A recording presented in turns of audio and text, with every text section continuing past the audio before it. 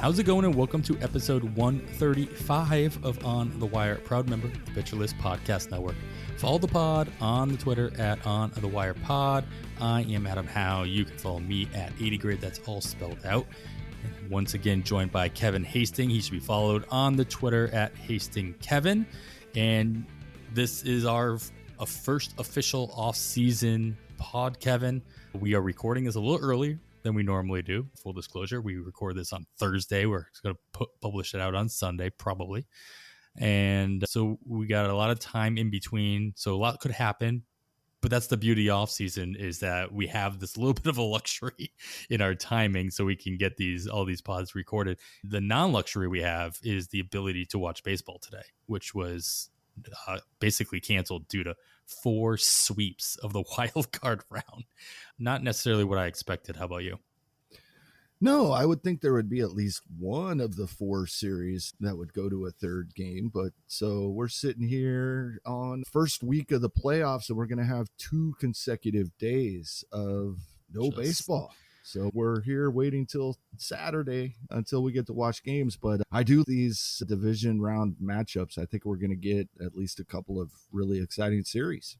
Yeah, I agree. I think Alex Fast put out a tweet today, just which one are you looking forward to the most? And I threw, I think if you go back and look at the Pitcher List staff prediction article, it's over at Pitcher List.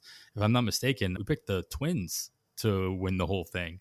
And so I'm looking forward to that series just to see that one work out. And as exciting as the Twins actually looked this past 2 days as they beat up on the Blue Jays, I'll be interested to see how that series works out. How about you? Definitely. And I'm also excited to see, until they slumped for a while in August and into early September, the Rangers were really looking good again throughout most of September, did end up not winning the division. The Astros took that. So I think Rangers and Orioles is also, I'm really looking forward to these American League series. And the National League as well, but both American League series really piqued my interest quite a bit. I think it could be really competitive and possibly go. I don't think we'll see sweeps in either of those. That's for sure. Yeah, on the National side, I think what worked out nicely for at least one team, Arizona, is the fact that they did sweep, so they have this extra time off. They can reset their rotation and get Merrill Kelly and Zach Gallen to go games 1 and 2 against the Dodgers. So I think that's pretty big for them. Personally, they surprised me by beating up on Milwaukee. I thought Milwaukee was going to be a playoff darling, if you will. I thought they could go deep into the playoffs.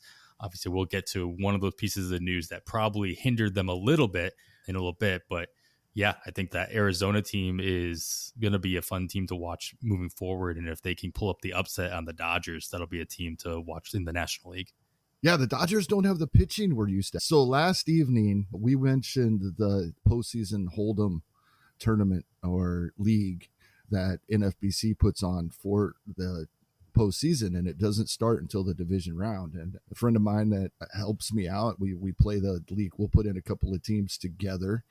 And we were on the phone for 3 hours last night, and we didn't make any final decisions. We were just spinning, yep. Right? Just spinning different scenarios. And we kept coming back to the fact that the Dodgers don't have the pitching we're used to them having in the postseason. Are we going to load up on Arizona players? And it's a possibility. It's something that's crossing our minds. Yeah, you got to assume that if Corbin Carroll can make it post the divisional series, that those points he can put up and what he's done this season, obviously, is any indication of what he can do in the playoffs. Those are big points that can multiply into further rounds. Yeah, absolutely. And for those that don't know, you have to have, the rosters are 16 players per round. And so with there being 8 teams in the division round, the minimum is 1 player from each team and the maximum 3 players from each team. So you'll average out having 2 players per team, obviously, but there is some strategy towards players from the teams that you think will advance. So you get those multipliers going forward. You get any player you had in the first round that you keep in the second round. And I can't think, other than injury, there's no reason you would wouldn't keep everybody you had in the first round if they advance. You get 2 times the amount of points that they would typically score in that second round. And then on to the World Series. If it's a player you used in the championship series, you get 2 times. But if you had them since the division series, then you get 3 times their points they accumulate during the World Series. So picking the correct players in the division round is key. Yeah, this starts up on Saturday, so it doesn't really matter what we talk about here because we're not going to publish this until yeah, exactly. We can talk about any of the players we want to talk about. Those drafts are already done by the time you're listening to this, so I apologize if you're like, oh, great, I can go join this draft based on what they're talking about. Nope, sorry. Just follow along for the fun of it because this is all supposed to be fun anyway. Exactly. All right. Like I alluded to earlier, we did have some news come through. There's at least one news item here that's like probably about 2 weeks old, but I'm going to throw it in here anyway just because we haven't talked about it. It really didn't impact our fab, but it does impact early drafts. So let's get into the unfortunate news that kept Brandon Woodruff off of the wild card roster for the Brewers. He was diagnosed with another right shoulder injury, kept him off the wild card. It was expected that it was contemplated that he would miss more than just the wild card round if the Brewers had advanced. Obviously, they did not. So it's that question that's never going to be answered. He's going to get some second opinions and see how that turns out for him throughout the offseason and how he deals with it. But there's a lot of people speculating that this is going to carry through the offseason, and if he requires any kind of surgery, it's going to impact how he can perform or if he can perform to start of 2024, Kevin. So with that unknown that we see here, like there's other players that we have to take into consideration with this, right? With the unknown injury, Max Scherzer comes to mind, obviously, with his injury he dealt with at the very end of the season. Not expected to play in these playoffs for the Rangers as well. And anybody else that got put on the IL at the very end of the season, not something we have to deal with. We'll get to one where we obviously have to deal with or don't have to deal with for sure in a little bit. But with Woodruff specifically, and then if you want to tie in Scherzer or anybody else, how far do these guys have to drop in a draft that you know, let's just say might be starting this weekend? Hopefully, if we can fill this first listener league by the time you're listening to this, hopefully it's already full and started. But like, how does somebody like Woodruff or Woodruff himself actually have to drop for you to feel comfortable taking that risk for what is an obvious reward? Yeah, I don't think there is a point where I will be comfortable. He missed 4 months this season from a similar, if not the same injury. At least the same shoulder. Yeah. You're right. And the same type of injury, I believe. So I don't know if he re-injured it, aggravated it, if it was healed and just fluky re-injured the same part of his shoulder again. But it sounds like it's the same thing. And so there's no point where I will be comfortable. But there probably is a spot where I might be able to convince myself it's worth the risk. Unfortunately, in many of these situations in the past, I've convinced myself that too early is the spot to become comfortable. As we talked with Derek last week, I still keep drafting Jacob deGrom every season, but I'm thinking, and I don't even know if he'll make it this far. It depends. Of course, it's going to depend on any other news that we get soon, but I'm thinking at least double-digit rounds, and I don't know how far he drops. If there's drafts like the one we have coming up, I don't know where somebody is going to grab him. We haven't seen a timeline at all. Just won't be available for the playoffs.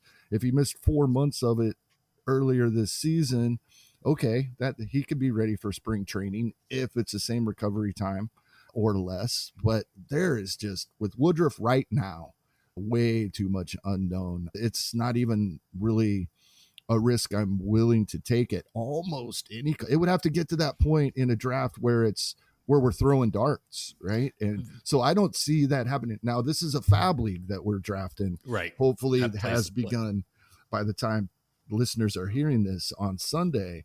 And so that makes it a little earlier for me. I'd actually take him earlier in the fab league than in Draft Champions, Draft and Hold League right now. I think that's probably pretty obvious, but it's still, I'm going to really want to have a really good foundation for my team before I start taking that risk. Late teens before I'd even think about it. And I don't know if he's going to fall that far. This feels really, I know it's obviously apples to oranges, the hitter and a pitcher and all that, and his shoulder on a pitcher obviously plays a little bit more of a role, but this feels really similar to the kind of the non-news or news we got revolving around Max Muncy last offseason. And then all of a sudden we got something that was just like, oh yeah, he's never been healed. And it has not been. And then all of a sudden he drops to pick 200. 250 in some drafts, and obviously that was a steal at the time. In retrospect, hindsight being what it is, he still put up a 200 average or so, but he still gave you what you needed, especially out of pick 200 or 250, and it worked out in that way. And I think this is the argument, or this is part of the argument why people, I wouldn't necessarily say this, I do enjoy drafting early, but I would say that a lot of people would say draft early because you can you can take these risks, you can throw these darts and they can work out. Obviously, there are plenty of darts that miss the board completely and you don't know it until April comes around. But these are those darts that I think early drafters are talking about, where it's like, the unknown is where you can make up the ground on these picks. So you can take that risk on Woodruff or Scherzer or whatever in the teens, like you mentioned, and he can turn out to be fine. Like he can turn out, like we get news in 2 to 3 months and that he is perfectly fine. As unlikely as that might sound at this moment, it is still in the realm of possibility, and you can profit from that draft selection. I don't think it's a safe way of thinking for sure, but if you're drafting in October, safety isn't necessarily what isn't at the top of your mind all the time, but maybe it should be. So yeah, the Muncy thing is what came to mind when I saw this, as far as what I think we'll experience in the first couple months of the season as we get no news. Like I just don't think we're going to get much, if any, news on Woodruff's availability now that the Brewers are out of the playoffs. I pulled up his game log, and so the 9 starts that he made when he came back during 2023, 2.59 ERA, 370 FIP, and 62 strikeouts in 55 innings, averaged over 6 innings per start. That was so valuable. And so I'm already contradicting what I just got done talking about and thinking, no, maybe this is something I want to, because coming back from the same injury, he performed well when he did come back. He was Brandon Woodruff. The Woodruff we see out there with the over strikeout per inning and the great. It's something we're going to have to monitor. I don't see myself drafting him in this first couple of early drafts, but once again, I don't know how far people are going to let him fall. He even went 9 innings on September 11th versus Miami. And that's where this came from, supposedly.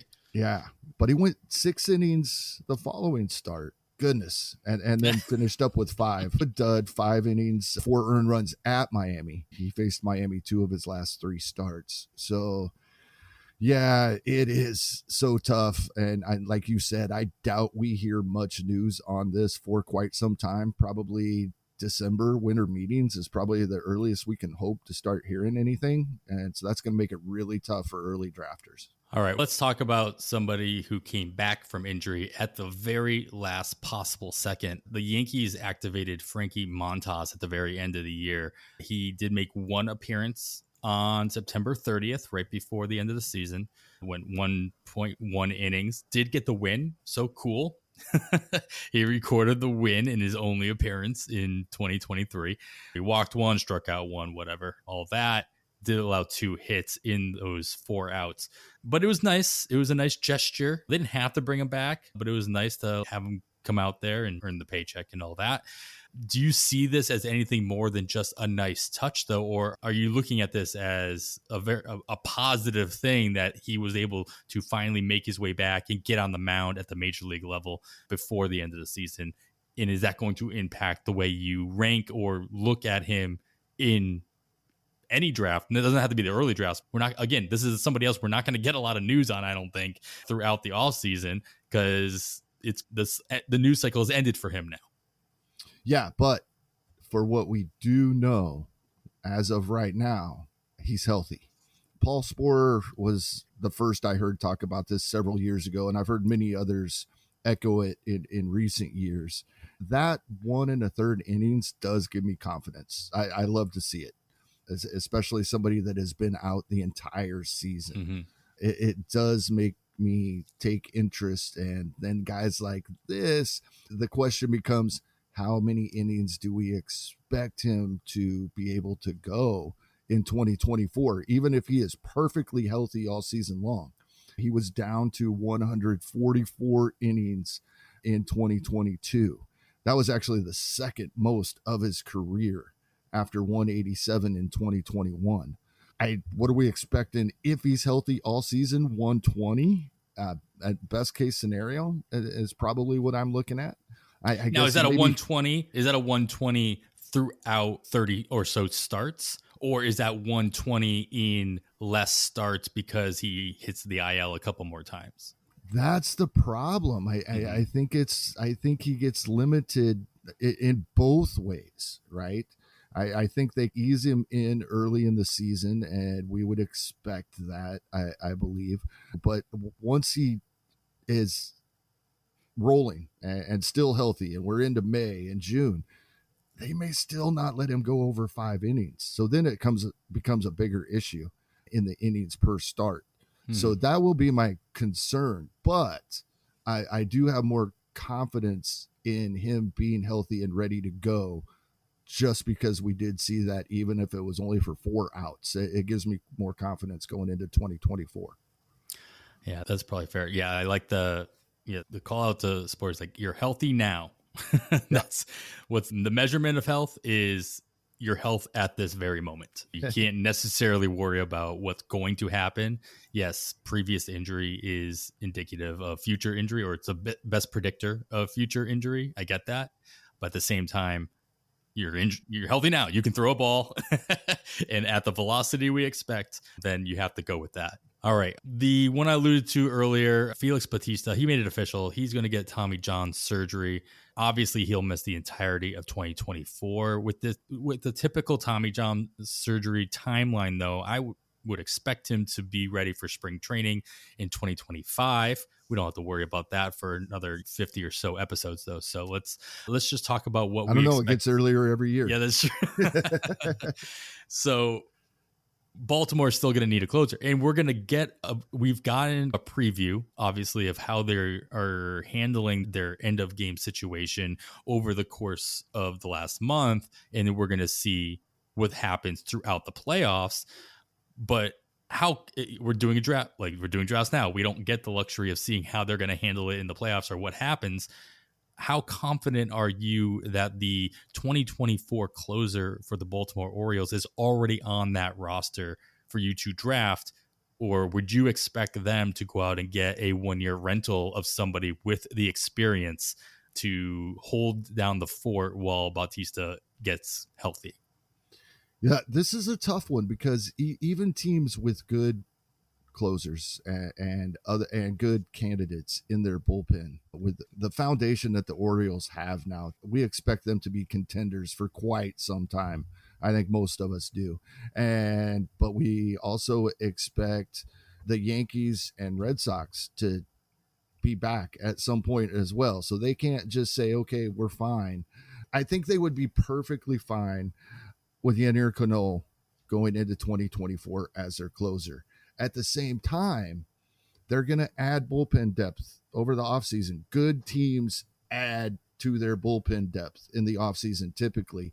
And if it happens to be a guy with some ninth inning experience, they were still using Cano as a setup guy after Bautista was out at times. He was not the guy. He got saves, but he wasn't the guy. So it's tough. I think I draft him the same way I was drafting Evan Phillips last season, which worked out. But even if it didn't, in the spot where I was drafting him, he would have remained on my roster all season long anyway. That we talk about those guys all the time on our show, almost on a weekly basis throughout the Now, Cano may cost more than Phillips did last season. And in fact, he probably will. But as long as that doesn't get too inflated, I would draft him probably expecting 15 to 20 saves, hoping that he's the guy and gets me that 30 plus.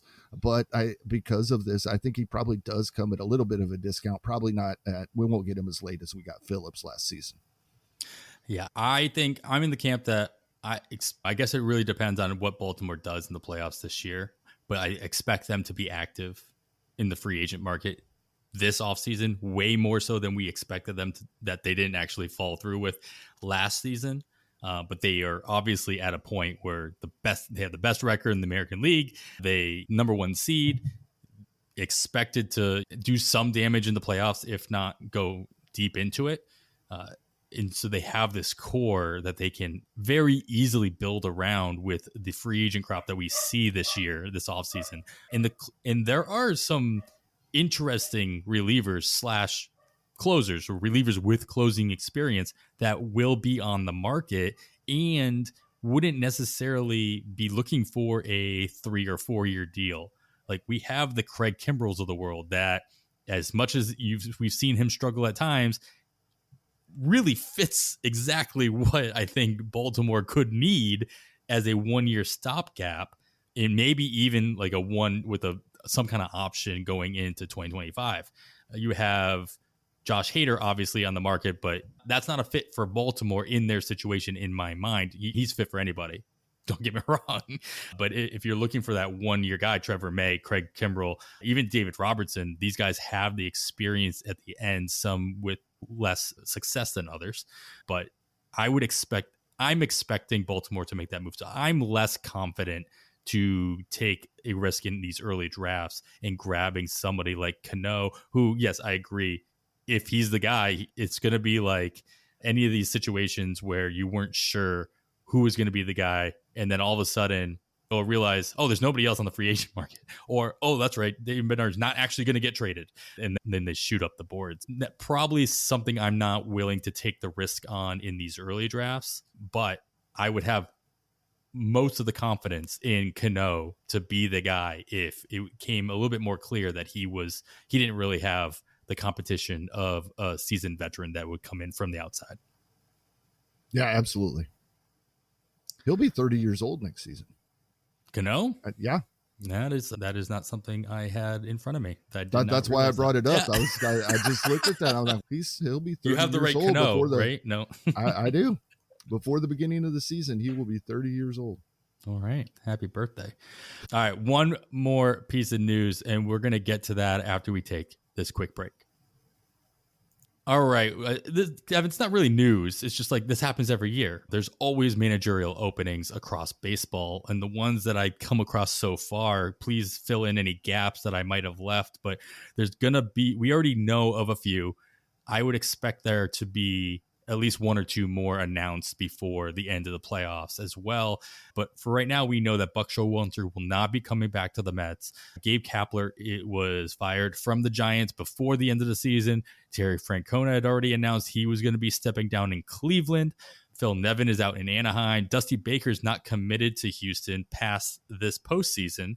Craig Counsell's kind of in the same boat where they're already out, so technically he's not the manager of Milwaukee anymore. He's not signed past 2023 either. With all these openings, and on top of that, this recent criticism that we saw flying around with the Blue Jays, how they handled the Jose Barrios on game 2 of their wildcard series, and how that probably wasn't a decision that manager John Schneider made, or at least Whit Merrifield was very clear in, I think he was very clear in what he thought, how he thought that went down. And it wasn't Schneider making the decision there. With that being said, like, how much impact do you really think managers are going to have in any of these openings or any other openings?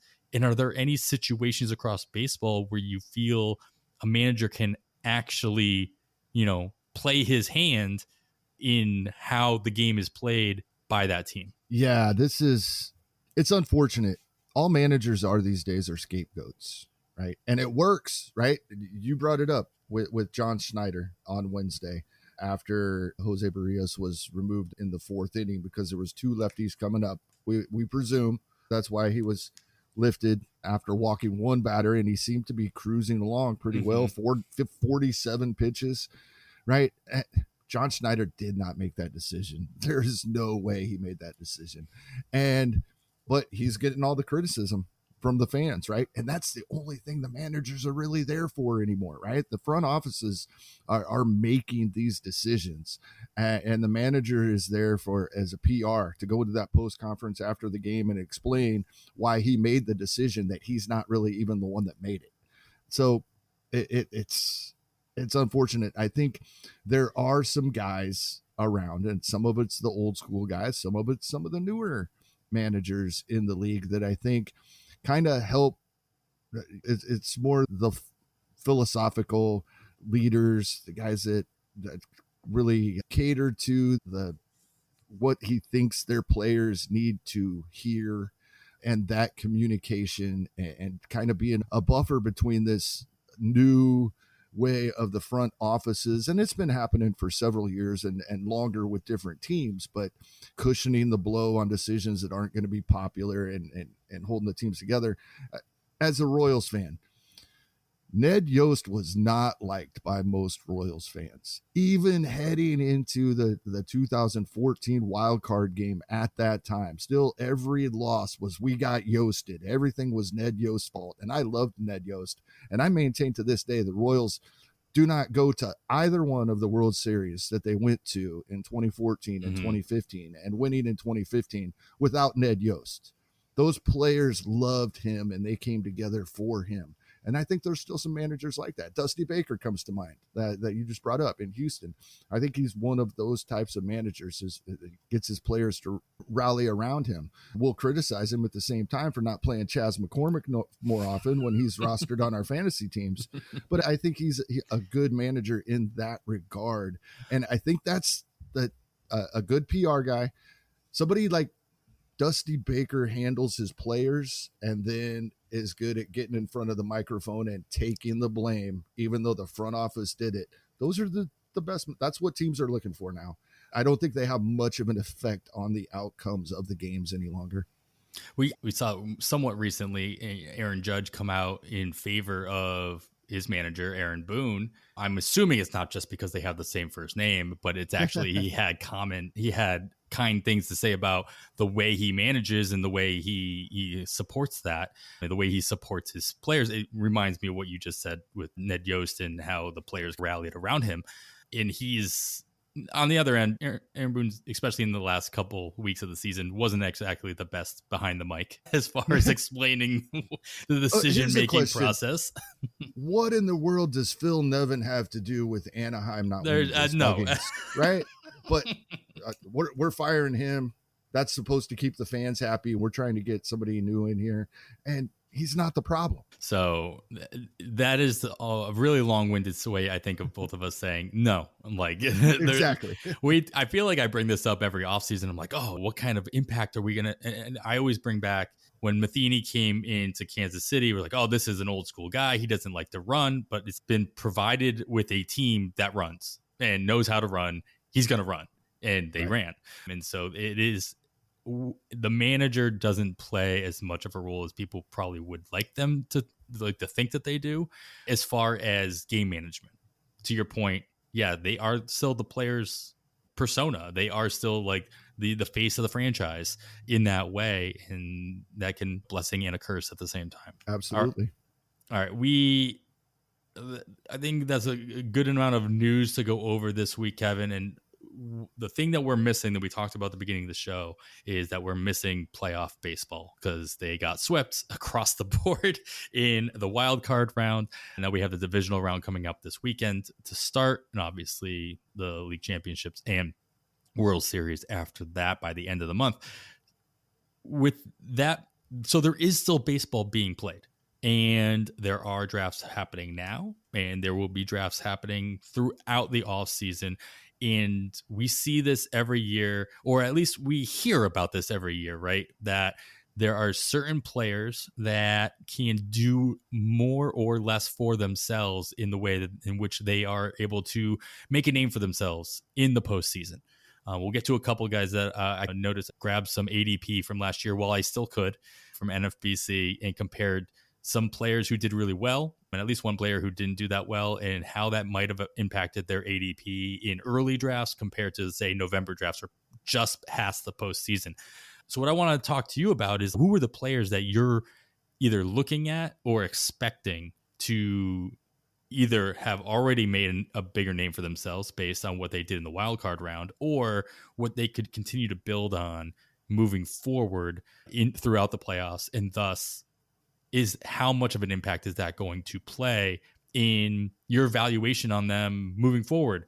And I think the biggest poster boy for this is not a common situation, but like when Randy Arozarena came in, and he literally came in, I think it was during the playoffs or it was like the day before the playoffs or whatever.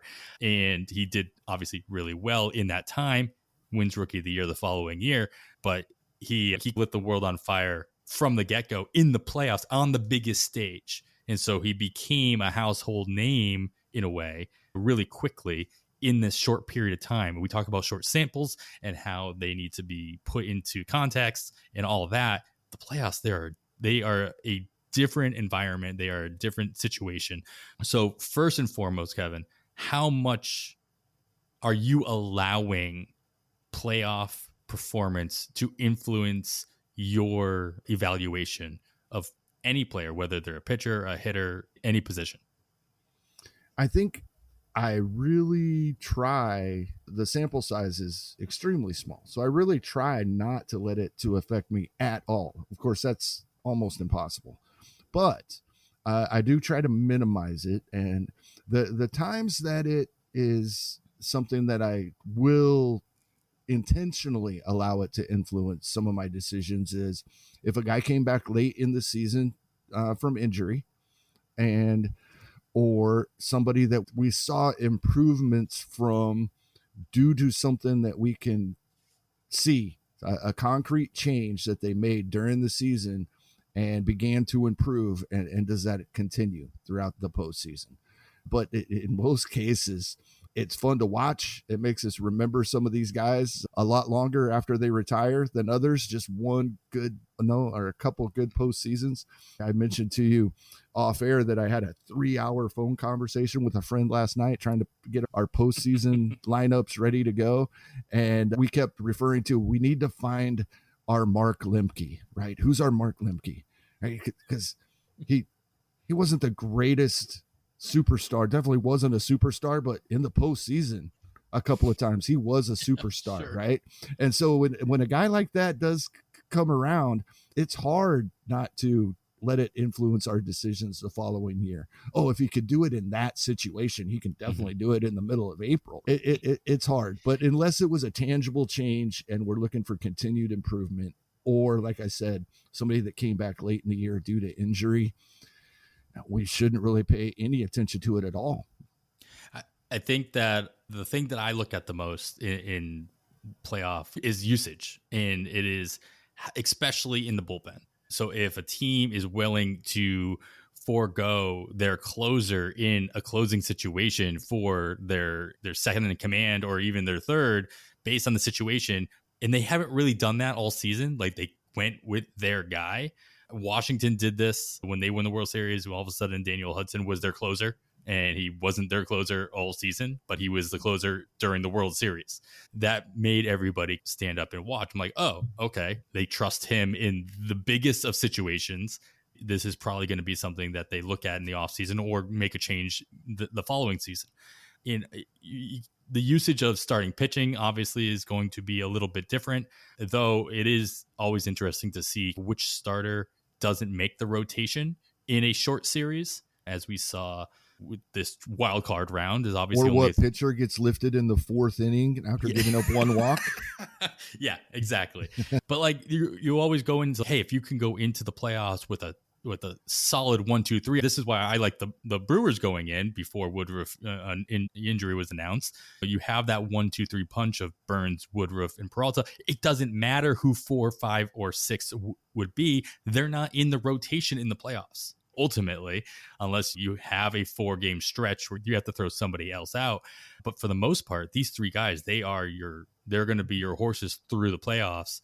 And 4, 5, and 6 are going to end up being bullpen arms. And that may influence how they're ranked or utilized going into next year. If I realize, hey, this guy was the number 4, number 5 on this, and then a free agent, they go into a situation where they can be the 1 or 2, it's going to impact what kind of usage I think they're going to get. At the same time, if any other free agent goes in and becomes the 4, 5, or 6 in a situation where they weren't really utilized in that role in the playoffs, I think that I take notice of that as well. I think the bullpen, though, is the one that I take the most, I look at the most in those situations, because the sample size, regardless of it being on the biggest stage, sample size for hitters is, and we'll get to even the best performers in just a second from last year, is so small. It can be upwards of like 10 games, 13 games, and it can be as low as 2 or 3. But you know what? Last year, I keep alluding to it, last year we did see some guys improve their draft rankings, or at least their ADP based. My question will be, is this based solely on what they did in the playoffs, or are there mitigating factors that I'm just leaving out if I'm cherry picking here? But I'll get you 2 hitters here, Kevin. You tell me if you can dial back your memory enough where you can remember what other impacts they might have had in their ADP to make this jump. But the most obvious one was Jeremy Pena, who played 13 games in the playoffs. He went 20 for 58 with a slash of 345, 367, 638, 4 home runs in that time, 13 runs scored, and 8 RBIs. If I'm just sticking to those counting stats that we care about for fantasy in a short sample size, that's really all you can look at. You can't really look at all of the ratios in a 58 at bat sample. But if you look at his ADP from the first 2 weeks of October, there were only 7 drafts in that time. And I didn't filter. I'm just going to take all 7 drafts here. He had an ADP of 131, min of 87, max of 156. But after November 1st, through all drafts in November, or at least November 1st to the 30th, there were 30 drafts. It went from 131 ADP to a 106. So we're talking about a 2-round difference in a 15, 2.5 to 3 round difference in a 12. Min 61, max of 143. So his max went down, his min went down, his ADP obviously went way down.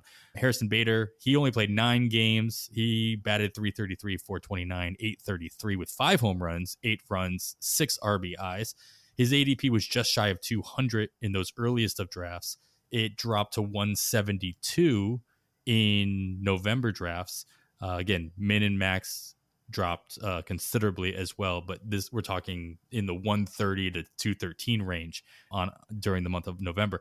So these 2 hitters, they did well in the playoffs. They put up some numbers. Pena won some awards.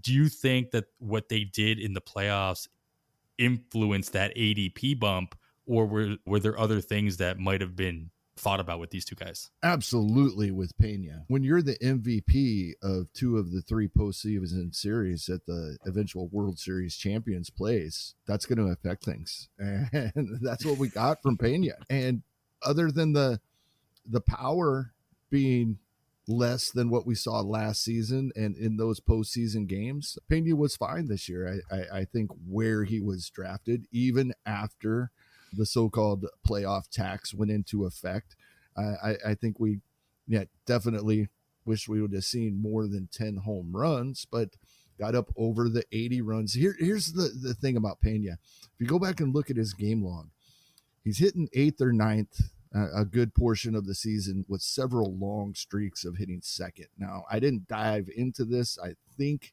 it's okay to make an assumption in this case. Those streaks of hitting second in the lineup is when Altuve was out, I'm guessing. And I'm pretty confident in that without diving in and verifying. That's going to be a big deal because his RBI were really down on the season on per game basis that over what we saw last season. it's hitting at the bottom of the order. So the runs were still there. The average actually went up this season. We didn't see a whole lot of power from him like we saw his rookie year. And that plays a lot into it as well, right? He continued to be awesome after he had been great as a rookie. He continued to be awesome in the postseason for the World Series champion. So he absolutely, that was a playoff tax in Jeremy Pena's case. And I don't think it hurt us too much, but it wasn't what we expected this season. Yeah, to clarify, you're pretty much absolutely right. He still jumped around in the 6 hole when Altuve was out, but he was, all the times he was batting second, it did coincide with when Altuve was out, both at the beginning of the season and in July, where obviously he moved up to the 2 spot and Dubon moved up to the leadoff spot. Actually, yeah. Jose Abreu was in leadoff for a couple of games in there as well. Which was interesting. Before he remembered he was a very good baseball player. Yeah, so it's just interesting to see the difference in production, not only based on where they are in the lineup, but like how the roster construction is around them as well, based on injuries and what have you. I mean, I see Pena as a little bit of a cautionary tale. It's like I was really in on Pena going into 2020. Absolutely, and I wasn't. I wish I'd have been in on him like you were coming in.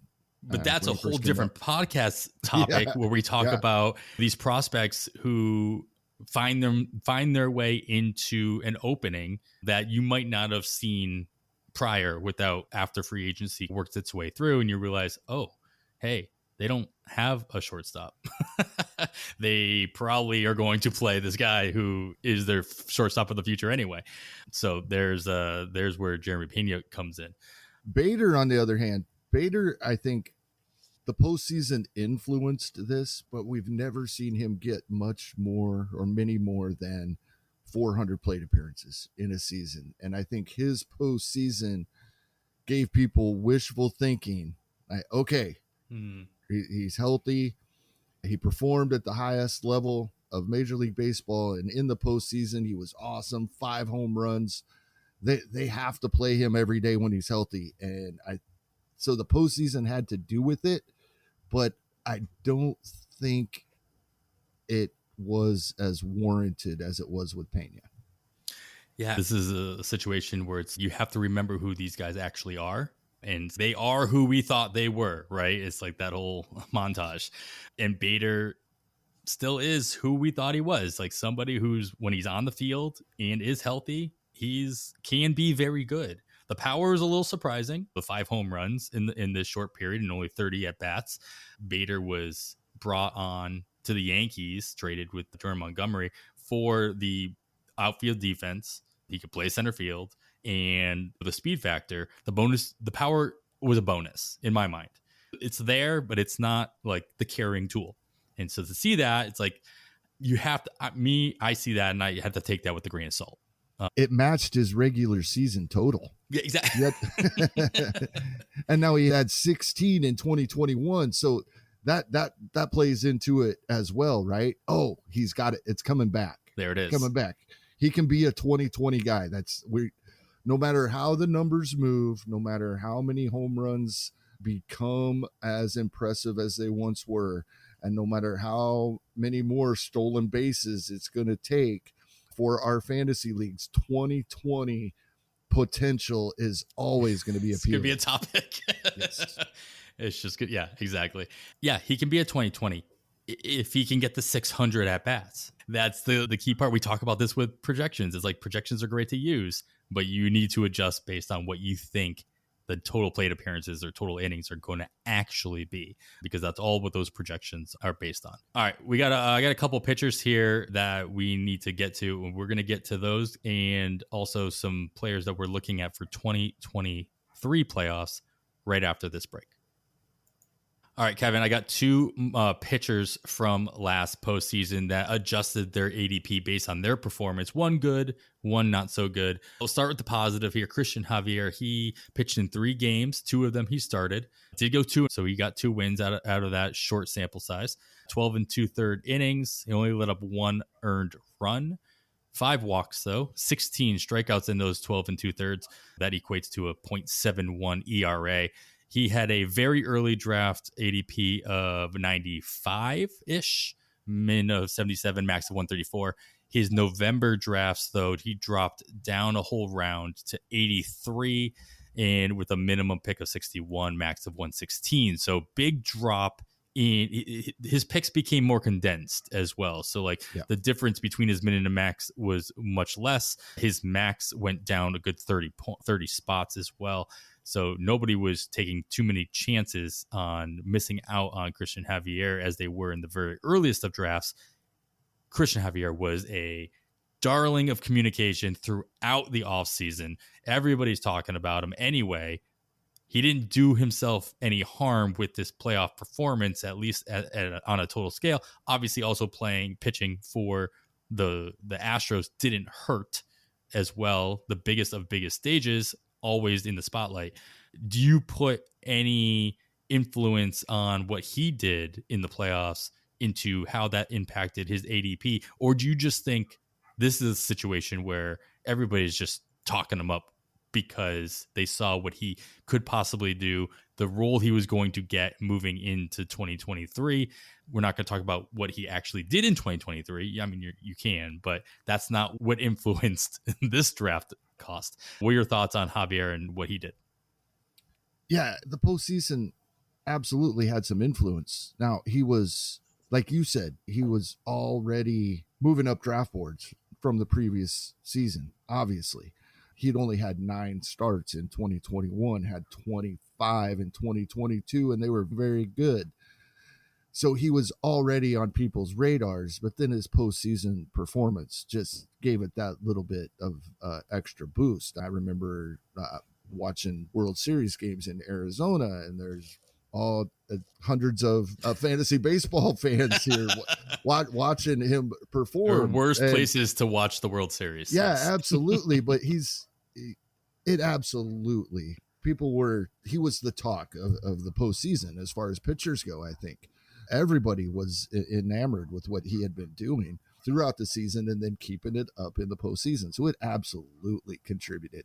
And on the flip side, yeah, I think Aaron Nola dropped in drafts due to what had transpired in the postseason. He was a disappointment for the Phillies. And it's I want to say it's a completely different situation. It's really not, though. It was just opposite outcomes. The Javier performing at the highest level in the postseason did bump him up above and beyond the bump he was already getting from his awesome regular season. Aaron Nola still dropped, and he wasn't absolutely horrendous, but he didn't do what Phillies fans and those that were watching the Phillies play in the postseason expected of him. Yeah, Aaron Nola, he started 5 games throughout the postseason, went 2-2, 25 2/3 innings, 14 earned runs, 5 walks, only 5 walks. That feels pretty good, especially after the control issues we've seen out of him this year. 27 strikeouts, which is nice, but obviously those 14 earned runs translates into a just shy of 5 ERA, a 4.91 ERA. In those earliest of drafts, he was still going ADP of 37. He had a 32 to 42 min max, but then after the playoffs ended, he dropped down in November drafts to 52, ADP of 52, min of 29, went as high as 82 overall in the November drafts. You can chalk it up to, hey, you know what? Everybody remembered this was going to be an odd year, and so Aaron Nola wasn't going to be good in an odd year. Everybody knows that's science, but the influence that this was recency bias, right? This is the last thing everybody remembers about Aaron Nola was that not that he choked, but he just did not perform the way you want him to perform at the highest stage. So it had to play a part. Maybe, obviously, Aaron Nola was a back and forth player throughout course of 2023. You didn't know if you actually wanted to keep rostering him. You didn't know if you could trust him putting him out from start to start. A little bit of a cherry bomb throughout the season. So maybe this kind of did some people some favors. But the Christian Javier, in a similar situation, you didn't want Christian Javier on your team for a good chunk of 2023, but yet you paid the freight based on his performance, not only from 2022, but the playoffs. So these are the cautionary tales that I'm trying to bring up to be like, realize, you know what, there's more to it than just this small sample size. You got to keep that in mind. And I don't know, in my mind, you can't and you led with it, you can't really allow it to influence yourself too much unless you see an actual change in how they're performing, as far as how they're swinging the bat, or if their velocity is up or down consistently. As Nick Pollock always says, like, if they are sitting at a certain velocity rather than just hitting. Obviously, that's more important in like spring training and as you're leading up to the season. But it is an important term to keep in mind when you are listening to where these guys are what they're doing on the mound. Yeah, and I know I'm getting ahead of ourselves here a little bit on the rundown, but I'm afraid Aaron Nola already ruined our discount for next season. Run out there and threw 7 innings and what are you doing, this Nola? Week. Yeah, what are you doing? Because when you talk about the every other year and then just look at the home runs per 9 every other year, and we know that number is volatile, uncanny. Right? We know that number is so volatile, but that is the number that explains everything with Aaron Nola, because his underlying numbers this season were exactly the same as they were last season, everything except the home run percentages. And so if that drops back down next season, I think we're looking at a nice little discount on Aaron Nola, and he's out there messing it up for everybody. New wrinkle, pitching well in the postseason. There's a new wrinkle for Aaron Nola, is that he might not be in Philly next year. That odd even thing might not matter if he's pitching in, say, Baltimore. Depending on where he ends up, that could really help that home run rate as well. Oh, yeah. You think he'd want to be picky about that. That's a very interesting piece to consider, is how does ballpark situations actually how much does that actually influence a player and where they actually want to play? All you do is look at Colorado. Yeah, sign a free agent. That's they have the to trade extreme. For him or develop him. Cincinnati's becoming that way. Most teams in Cincinnati's situation, we'd be like, yeah, you go sign a couple free agent pitchers this season and you're off and rolling. They're going to have a very difficult time without overpaying by millions of dollars to get those free agents to come to Great American Small Park. Yeah, there's so many factors in where, especially major free agents go. Not only the ballpark, but obviously the team construct and where they're at. But money, not only contract size, but taxes. They have to play a factor. Like, if you're deciding whether or not you're going to sign in Toronto versus Miami, there's a big swing in monetary compensation that needs to happen in order to counteract the whole taxes thing and all that. Whole different podcast, I'm sure. So these are guys that kind of influenced, and there are more, but we have so much time here, that influenced their ADP from the 2022 playoffs. Kevin, who can, or who has already, from what you've seen in the wild card round, and then previewing the divisional round, at least, who's going to influence their ADP from, we've already seen a couple boards, or at least partial boards of drafts. So we're going to get ADP soon, probably in the next week or two, depending on how fast these first couple DCs finish up. So we'll have a little bit of a sample, but then we're going to get a whole new ADP through November, and that's going to be influenced by some of these playoff runs. Yeah, the first one that comes to mind, and this is obviously, he was more touted prospect, but it was going to be really tough for me to try to figure out where I was comfortable with Royce Lewis with the injury concerns. And now his postseason performance, 2 home runs in game 1. It's like, man, he is so good.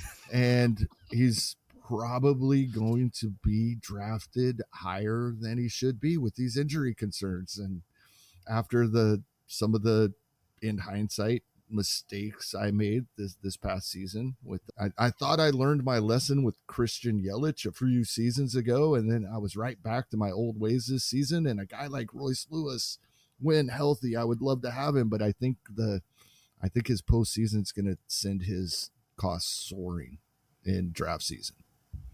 Yeah, he's already he had the first home run I think of the postseason. So of course you get that tweet out there, you get on the center Second stage, one and in a that game, and yeah, like, and now oh, here obviously we the go. Twins move on to the next round, and Yeah, if he they'll comes have out of more the opportunities. postseason healthy, he's going to be out of my price range next Hmm. season. Unfortunately, probably would have been anyway, but That's fair.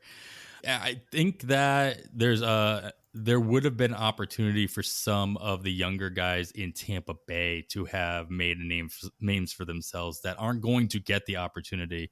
Maybe luckily if they were guys that you were on right. or not. So there's that to also keep in mind, that if you were in on somebody and they are out of it, keep that to yourself. That's fine. Put that in your back pocket. Don't forget about it. And don't let the production of other guys that maybe are coming out of the woodwork that you weren't really in on, who have really positive impacts in the postseason, kind of influence the guys that you were already on.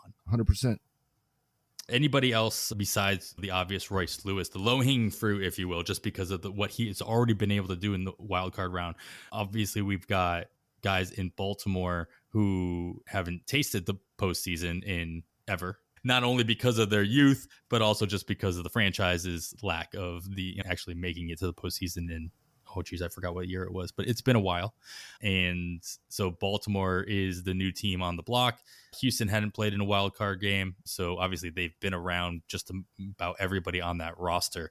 I think that Yenier Diaz is somebody that I'll be keeping an eye on. I think that he has the ability to basically do what Jeremy Pena did the year prior for the same team, as long as he's given the opportunity by Dusty Baker and company to actually put forth what he can do. And we all know he's the better hitting catcher on that roster. And if they want to score runs and put the ball in play more often, Diaz needs to be in the game much more so than Maldonado. And if they do that and he takes advantage of that, the question obviously is going to be all off season about whether or not he is taking over full range going into 2024. How much playing time will he actually get? Is Dusty Baker still the manager? A lot of questions still revolve around how that situation pans out. But he's going to be a top catching target. Maybe he doesn't move up a whole bunch in ADP, but he'll be more targeted, I think, with a very strong postseason run. I agree. I mentioned my 3-hour phone call last evening, and the buddy I was talking to is in Texas. I said, hey, would you get a hold of Dusty Baker and ask him how many lineups he's going to be in over the next few days? That's very valuable information right now. Right? And so absolutely, if he does get the opportunity and does capitalize, I think the narrative becomes they can't keep him out of the lineup. The Houston Astros are usually good enough that, they could. If they want Jordan Alvarez in the DH spot and they want the defense and framing of Martin Maldonado behind the plate, they absolutely will. They're good enough they can win without Diaz. They might want his extra boost in the postseason. And and more so than he can't flop, but more so than performance, I think being in the lineup every day during the postseason will send his draft cost up quite a bit.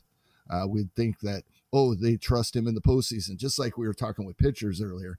If they trust him in the postseason, then they're going to get him in the lineup more next regular season. And that may be the case, but I'd be a little leery of it. Like I said, the Astros can win a lot of regular season games without him. Yeah, absolutely. One more name I'll be watching throughout the rest of the postseason is how Texas, and this goes back to what I was talking about earlier with how a team utilizes their bullpen. Texas, if anybody's not aware, they don't have a top reliever on contract for 2024.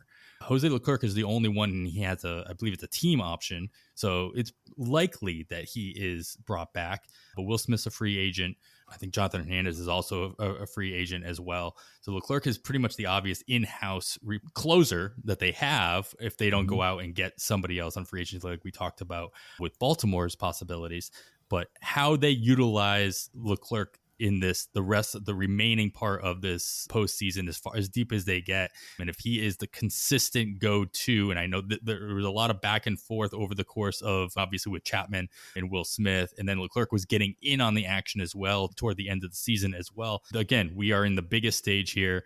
If they put the trust in him now and he performs, it makes me more likely to jump in on him on early drafts, with the assumption that the Rangers trust him enough not to go out and get a Josh Hader or a Craig Kimball or somebody else with the experience to take that role.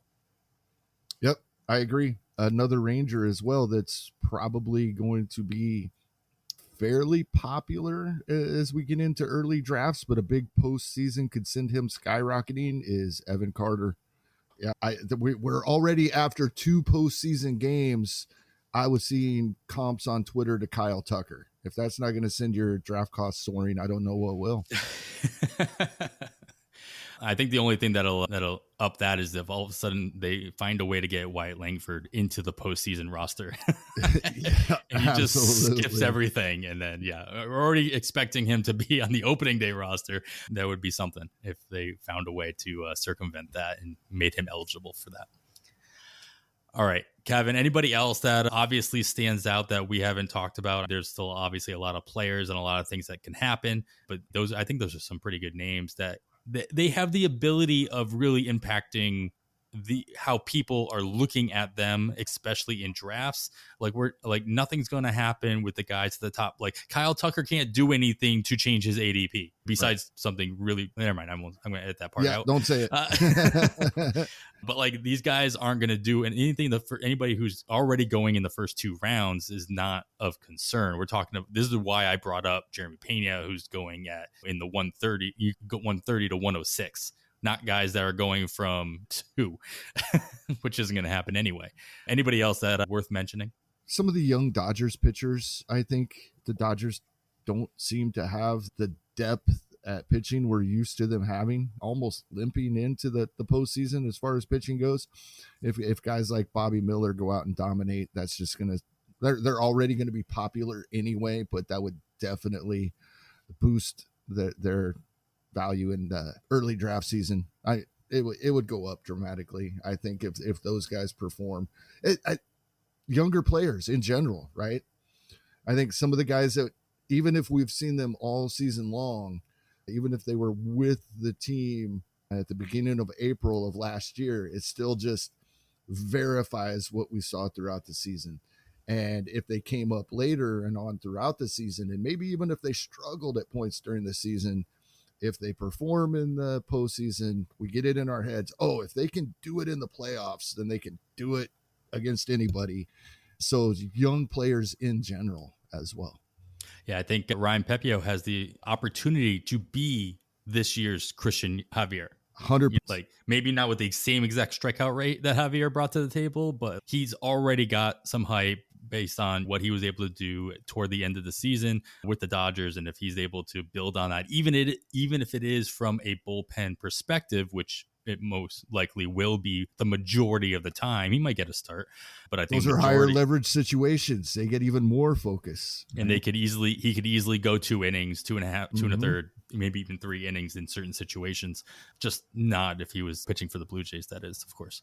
So Joe Rico is going to hate listening to this episode because he was so fired up on Twitter yesterday, and we keep alluding to it. Sorry, Joe. Can't wait to see you. Not alluding. We're just calling it out.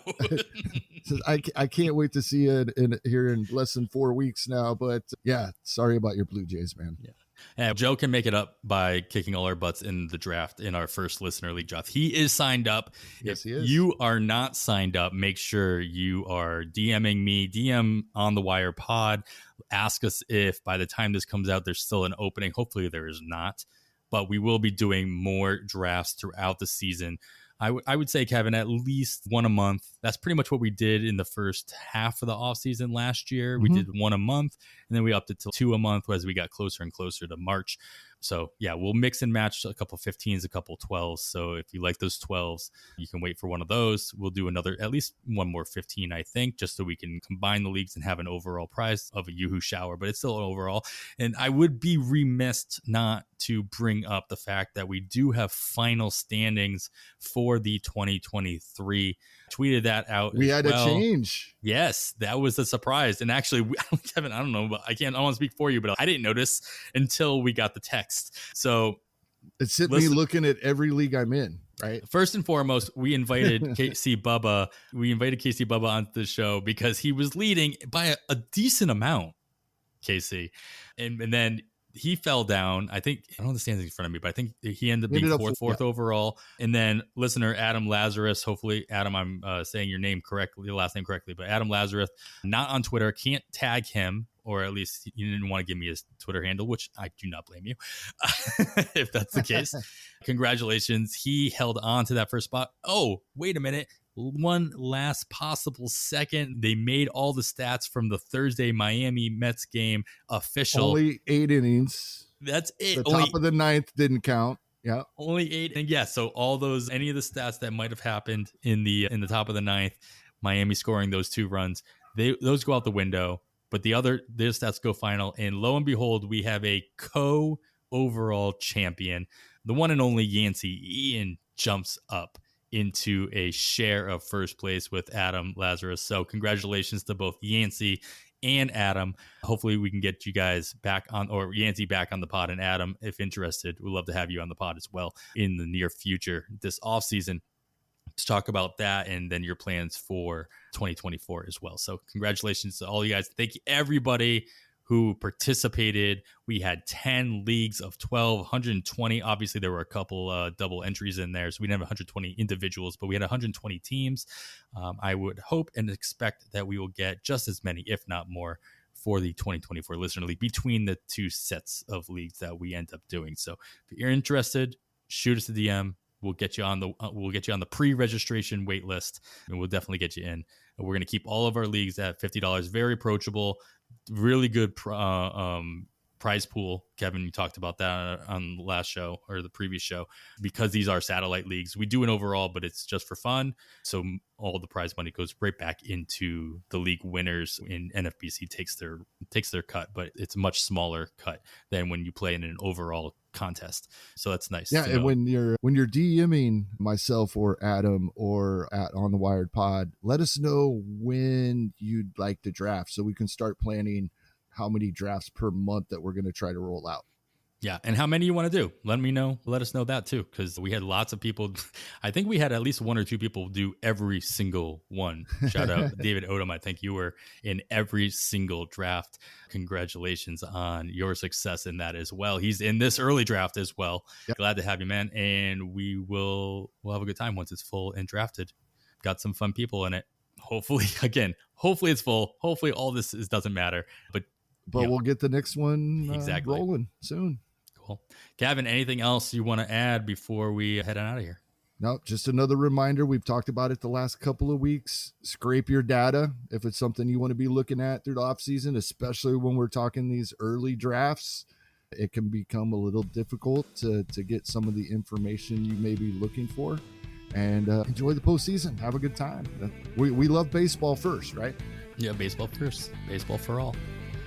All right, guys, that is going to wrap it up for episode 135 of On the Wire. You can follow myself on the Twitter at 80grade. That's all spelled out. Kevin is at Hasting Kevin. Of course, follow the pod itself at On the Wire Pod. After all that, I am Adam Howe on behalf of Kevin Hasting. Thanks for listening, and we bid you goodbye.